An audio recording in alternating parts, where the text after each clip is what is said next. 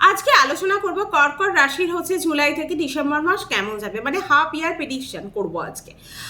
কেমন থাকবে স্বাস্থ্য, কেরিয়ার, ভাগ্য, তারপর হচ্ছে লাভ লাইফ, ম্যারেড লাইফ, তারপর হচ্ছে এই বিদ্যার্থীদের এডুকেশনই বা কেমন যাবে, বা কী এমন উপায় করব যার জন্য আমার ব্যবসা হয়তো ভালো যাবে।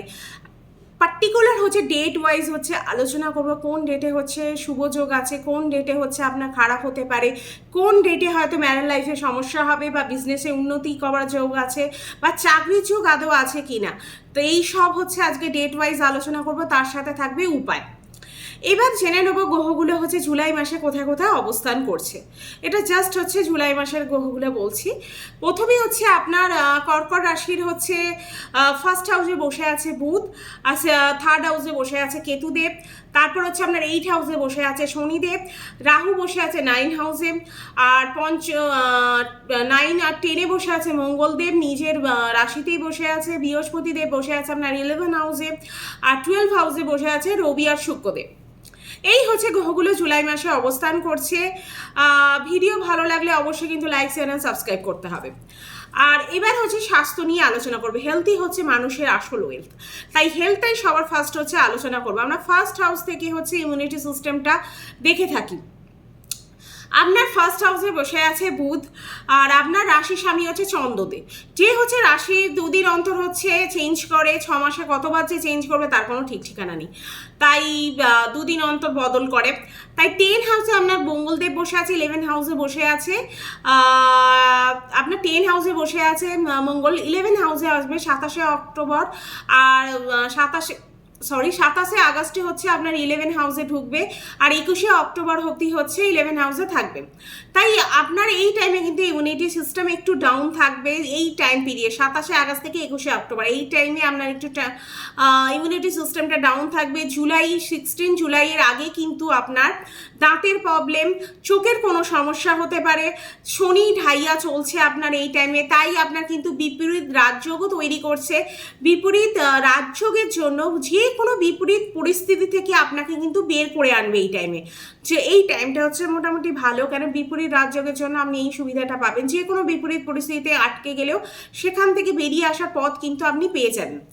আর কোনো বড় রকম কোনো হেলথ ইস্যু কিন্তু এই টাইমে দেখা যাচ্ছে না, মোটামুটি হেলথ কিন্তু ভালো যাবে। ওই টাইম পিরিয়ডে 27শে আগস্ট থেকে 21শে অক্টোবর এই টাইমে একটুখানি হেলথটা খারাপ যাবে এই টাইম পিরিয়ডে, তারপর মোটামুটি ওভারঅল 6 মান্থ আপনার ভালোই যাবে। এবার জেনে নেবো বিদ্যার্থীদের জন্য। বিদ্যার্থীদের হচ্ছে পঞ্চম হাউস থেকে আমরা এডুকেশন দেখে থাকি। পঞ্চম হাউসের লর্ড হচ্ছে আপনার মঙ্গল, সে এখন হচ্ছে আপনার 10 হাউসে বসে আছে, নিজের ঘরেই বসে আছে। 13 জুলাই হচ্ছে 11 হাউসে যাবে, 27শে আগস্ট অবধি কিন্তু 11 হাউসেই আপনার থাকবে। 11 হাউসে থাকার জন্য পঞ্চম হাউসকে কিন্তু এই টাইমে দৃষ্টি দেবে। 27শে আগস্ট হচ্ছে পর কিন্তু ভালো যাবে পড়াশোনা, কিন্তু তারপর হচ্ছে আপনার মোটামুটি ভালো যাবে। 27শে আগস্ট অবধি এখানেই থাকবে, তাই 27শে আগস্ট অবধি হচ্ছে আপনার পঞ্চম হাউসে দৃষ্টি দেওয়ার জন্য পড়াশোনা কিন্তু এই টাইমে দেখবে। তার জন্য হচ্ছে পড়াশোনা এই টাইমে কিন্তু ভালোই যাবে, কেননা মঙ্গলের দৃষ্টিটা পড়বে এই টাইমে। সাহস, এনার্জি এই টাইমটা বাড়বে, মনে হবে পড়াশোনা করি, সেই এনার্জিটা কোথা থেকে পাবেন, পড়তে হবে, পড়াশোনা করতে হবে, এরকম এই এনার্জিটা কিন্তু এই টাইমে দেখা যাচ্ছে। তারপর হচ্ছে মাইন্ড ফোকাস থাকবে এই টাইমে, পড়াশোনা খুব ভালো হবে এই টাইম পিরিয়ডে।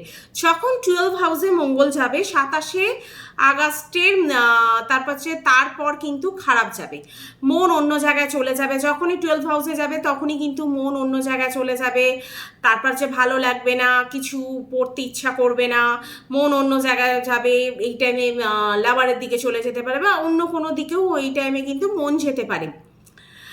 এক্সাম থাকলে কিন্তু যে কোনো গভর্নমেন্ট এক্সাম বা আপনার যে কোনো এক্সাম এই টাইমে কিন্তু 27শে আগস্টের পর কিন্তু ভালো, এক্সামটা মোটামুটি ভালো যাবে 27শে আগস্টের পর। তারপর হচ্ছে আলোচনা করব লাভ লাইফ। লাভ লাইফে হচ্ছে পঞ্চম হাউস থেকে হচ্ছে আমরা লাভ লাইফটাও দেখে থাকি। পঞ্চম হাউসে হচ্ছে মঙ্গলদেব আছে, মঙ্গলদেব হচ্ছে সরি, পঞ্চম হাউসে মঙ্গল হচ্ছে, রাহু দুজনেই হচ্ছে দৃষ্টি দেবে পঞ্চম হাউসে, শনিও এই টাইমে দৃষ্টি দেবে, মানে অলরেডি দিচ্ছে, বৃহস্পতি পঞ্চম হাউসকে দেখবে। তারপর হচ্ছে 6 মান্থ কিন্তু মিস আন্ডারস্ট্যান্ডিং আপনাদের লাভ লাইফে কিন্তু হতে পারে, ঝগড়া শুরু হবে, কেন অনেকগুলো গ্রহ একসাথে পঞ্চম হাউসে দেখছে, তাই এই টাইমে লাভ লাইফে কিন্তু সমস্যা হওয়ার একটা চান্স কিন্তু এই টাইমে আছে, ঝগড়া হতে পারে, যে কোনো ম্যাটারে হট করে ঝগড়া শুরু হয়ে যাবে, ছোট ছোট ম্যাটারে ঝগড়া হতে হবে, আপনারা বুঝেই উঠতে পারবেন না যে কেন এই ছোট ছোট ম্যাটারে ঝগড়া হচ্ছে, ইস্যু নেই তাতেও ঝগড়া হচ্ছে। 13ই জুলাই থেকে 27শে আগস্ট এই টাইম পিরিয়ডটা কিন্তু মোটামুটি আপনার লাইফ মানে লাভ লাইফে কিন্তু ভালো যাবে এই টাইম পিরিয়ডে, কিন্তু সেপ্টেম্বর, অক্টোবর, নভেম্বর এই 3টে মাস কিন্তু আপনার খারাপ যাবে, ফিট হবে, তারপর হচ্ছে নিজের ওপর রাগ, তারপর শঙ্কা এই টাইমে হতে পারে, এই জিনিসটা কিন্তু একটুখানি খেয়াল রাখতে হবে।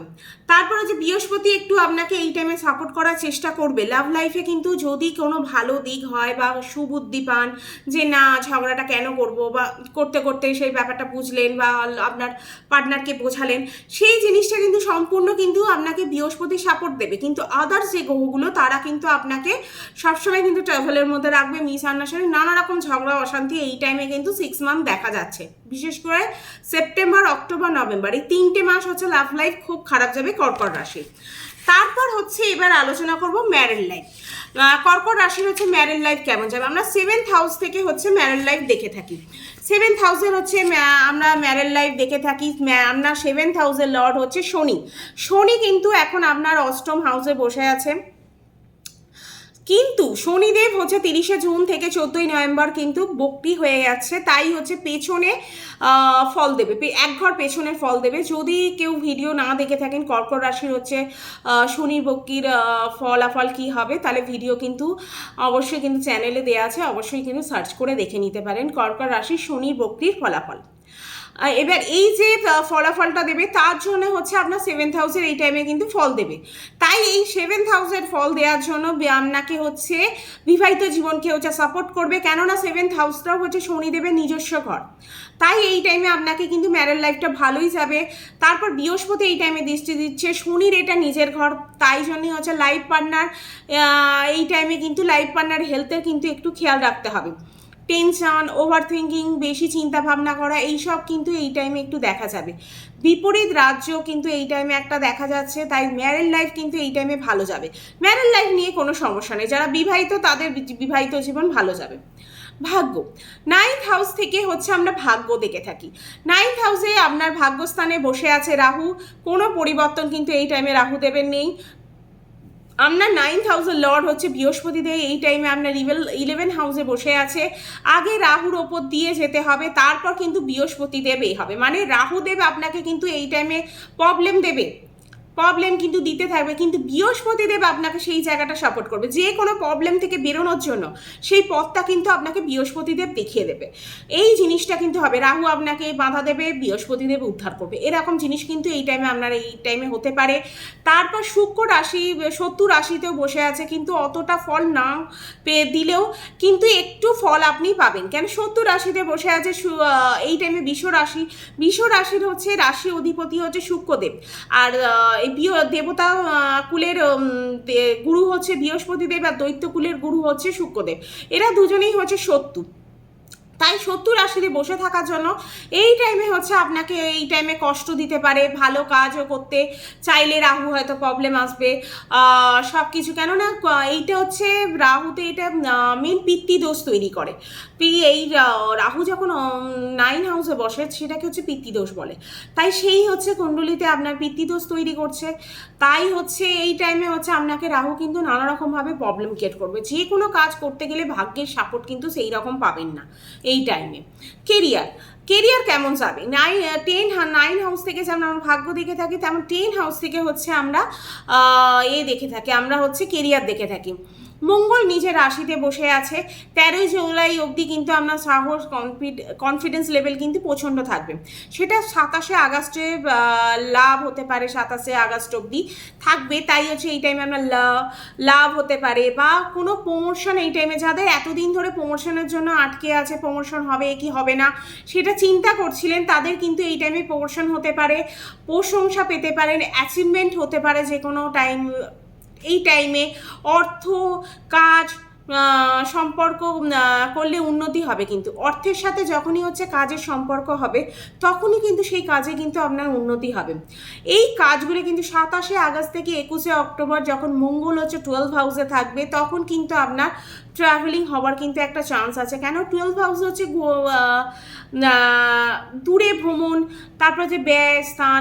তাই হচ্ছে এই টাইমে কিন্তু 27শে আগস্ট থেকে 21শে অক্টোবর এই টাইমে কিন্তু আপনার ট্রাভেলিংয়ের চান্স আছে। প্রবলেম হতে পারে, কাজে মন না লাগা, আপনার সাথে রাজনীতি হতে পারে এই টাইমে, বসের সাথে কিন্তু আর্গুমেন্ট করলে কিন্তু এই টাইমে একটু প্রবলেম হতে পারে। তাই 21শে অক্টোবর অবধি যখন কর্কটে আসবে তখন কিন্তু আবার মঙ্গল নীচ হয়ে যাবে। তাই তারপর কাজে হচ্ছে আপনার রাগ দেখাতে পারেন, মানে যে আপনার কর্মক্ষেত্রে সেখানে হয়তো আপনি রাগ দেখালেন, কারোর ওপর রাগ দেখালেন, সেটা নিয়ে প্রবলেম হতে পারে। কারোর সাথে আর্গুমেন্ট করতে পারেন বা শর্টকাটে কাজ কিভাবে করা যায় এই চেষ্টাটা আপনার এই মাথায় তখন আসবে। তাই 21শে অক্টোবরের পর থেকে কিন্তু আস্তে আস্তে পরিস্থিতি কিন্তু আপনার চেঞ্জ হবে। 21শে অক্টোবর পর মোটামুটি ভালো, কিন্তু তার আগে কিন্তু নিজের আপনার সাথে রাজনীতি বা যে কোনো প্রবলেম হতে পারে বা যে কোনো প্রবলেমের শিকার হওয়ার আগে আপনি কিন্তু নিজের রাগটাকে কন্ট্রোল করুন না, বা সবসময় চিন্তাধারা, এইসব চিন্তাধারা বা রাগকে কন্ট্রোল করলে তবেই কিন্তু আপনার মোটামুটি যে প্রবলেমগুলো হচ্ছে বা যেগুলো আশা করছি সেগুলো কিন্তু হবে না। নিজেকে কন্ট্রোল করতে হবে। ব্যবসা, তারপর হচ্ছে কর্কট রাশির ব্যবসা কেমন যাবে এই টাইমে? কিন্তু ব্যবসার পরিস্থিতি কিন্তু খুব ভালো যাবে। যারা ব্যবসা করেন তাদের জন্য খুব ভালো, কেননা আমরা 7th হাউস থেকে হচ্ছে বিজনেস দেখে থাকি, আর 7th হাউসকে কিন্তু দেখছি বৃহস্পতিদেব। 13ই জুলাইয়ের মিড অক্টোবর এই টাইমে কিন্তু আপনার ফাইন্যান্সিয়াল কন্ডিশন কিন্তু খুব ভালো যাবে। রাহু ভাগ্যস্থানে আছে। হট করে কোনো কাজ না করা, কাউকে হট করে বিশ্বাস করা, এই জিনিসটা কিন্তু এই টাইমে করতে হবে। সাডেন কাউকে বিশ্বাস করে কোনো কাজ বা করা উচিত হবে না, আর হটকারীর বসেও কিন্তু কোনো কাজ করা উচিত হবে না।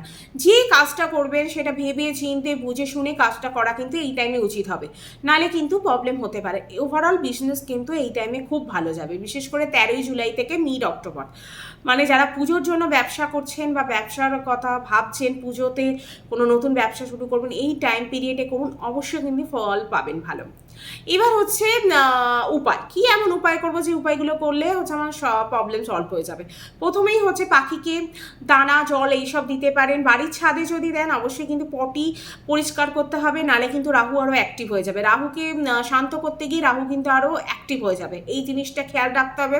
শনির বীজ মন্ত্র, চন্দ্রের বীজ মন্ত্র, সূর্য অস্ত হয়ে যাবার পর কিন্তু শনির বীজ মন্ত্র এটা পাঠ করতে পারেন। এই উপায়গুলো করলে দেখবেন যে প্রবলেমগুলো হচ্ছে সেগুলো সলভ হয়ে যাবে।